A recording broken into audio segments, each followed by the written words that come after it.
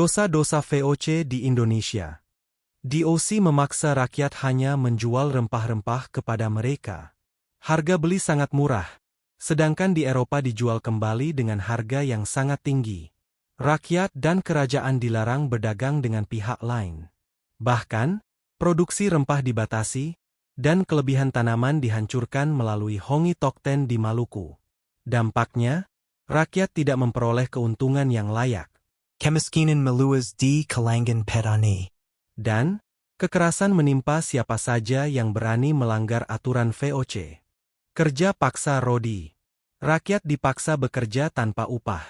Mereka digunakan untuk membangun benteng, jalan, dan kapal VOC. Penolakan terhadap kerja paksa mendapat hukuman keras. Dampaknya, rakyat menjadi miskin dan kelaparan. Banyak penderitaan terjadi, bahkan menimbulkan banyak korban jiwa. Pajak yang berat. VOC menerapkan pajak yang sangat tinggi kepada rakyat. Pajak itu bisa berupa hasil bumi, tenaga kerja, ataupun uang. Semua pajak hanya menguntungkan VOC, bukan rakyat.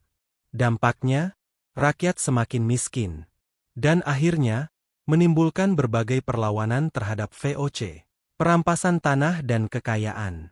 VOC merampas tanah subur milik rakyat maupun kerajaan lokal. Rakyat dipaksa menanam tanaman tertentu, seperti rempah-rempah, kopi, dan tebu, yang hanya menguntungkan VOC. Kekayaan alam Nusantara, mulai dari emas, hasil bumi, hingga rempah-rempah, sepenuhnya dikuasai VOC. Akibatnya, rakyat tidak bebas mengelola tanahnya sendiri. Dampak perampasan. Pertama, rakyat kehilangan hak atas tanah mereka. Kedua, hasil bumi yang seharusnya untuk kebutuhan rakyat justru diambil VOC. Dan ketiga, rakyat semakin miskin, sementara VOC semakin kaya. Kekerasan dan pembantaian. VOC tidak segan menggunakan kekerasan militer untuk menundukkan rakyat yang melawan. Mereka bahkan melakukan pembunuhan massal terhadap penduduk yang dianggap melanggar aturan monopoli. Contoh nyata adalah pembantaian Banda tahun 1621 oleh Jan Pieter Zoon. Ribuan rakyat Banda dibunuh hanya karena menjual pala kepada pedagang lain. Tindakan VOC ini menimbulkan rasa takut dan penderitaan di kalangan rakyat Nusantara. Dampak kekerasan VOC. Pertama, banyak rakyat terbunuh dan kehilangan keluarga. Kedua, rakyat hidup dalam ketakutan. Dan ketiga, perlawanan rakyat semakin meluas di berbagai daerah. Korupsi dan penyalahgunaan kekuasaan. Banyak pejabat VOC yang korup dan hanya memikirkan keuntungan pribadi. Mereka sering menyalahgunakan jabatan untuk memperkaya diri sendiri, memeras rakyat dengan pajak atau pungutan tambahan, bahkan melanggar aturan perdagangan resmi VOC.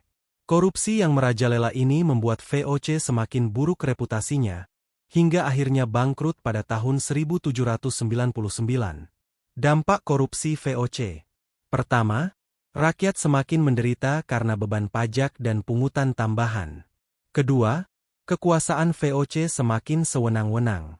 Dan ketiga, VOC kehilangan kepercayaan hingga akhirnya dibubarkan. Politik adu domba/divide et impera.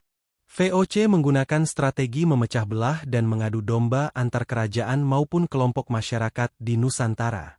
Jika ada dua kerajaan yang bersaing, VOC akan berpihak pada salah satunya untuk melemahkan yang lain. Setelah keduanya sama-sama lemah, VOC lalu mengambil alih kekuasaan atau perdagangan. Strategi ini membuat VOC lebih mudah menguasai wilayah tanpa harus selalu berperang besar. Dampak politik adu domba. Pertama, banyak kerajaan Nusantara terpecah belah dan semakin melemah. Kedua, VOC menjadi lebih mudah memperluas kekuasaan. Dan ketiga, rakyat kehilangan persatuan dalam melawan penjajahan.